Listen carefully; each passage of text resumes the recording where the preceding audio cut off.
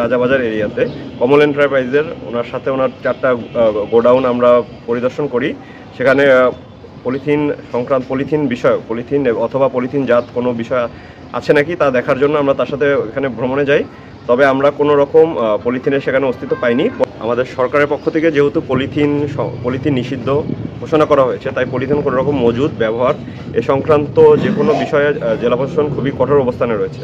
তো আজকে আমরা এখানে রাজাবাজার এরিয়াতে কমল এন্টারপ্রাইজের ওনার সাথে ওনার 4টা গোডাউন আমরা পরিদর্শন করি।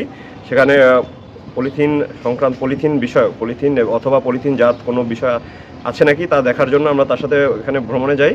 তবে আমরা কোনো রকম পলিথিনের সেখানে অস্তিত্ব পাইনি। পরবর্তীতে তাকে এবং যারা এই ব্যবসার সাথে সংশ্লিষ্ট রয়েছে সকলকে সতর্কবার্তা দেওয়া হয়েছে যে কোনো রকম পলিথিন জাত বস্তু যাতে তারা মজুদ বা ব্যবহারের জন্য না রাখে, আর যদি রাখা হয় তাহলে জেলা প্রশাসন থেকে তাদের আইনের আওতায় আনা হবে।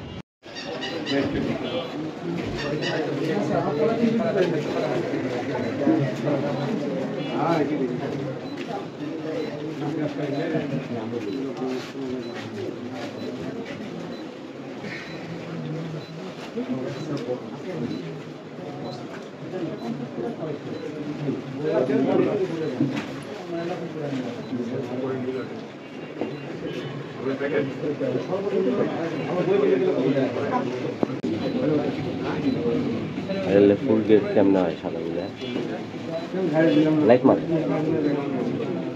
মায়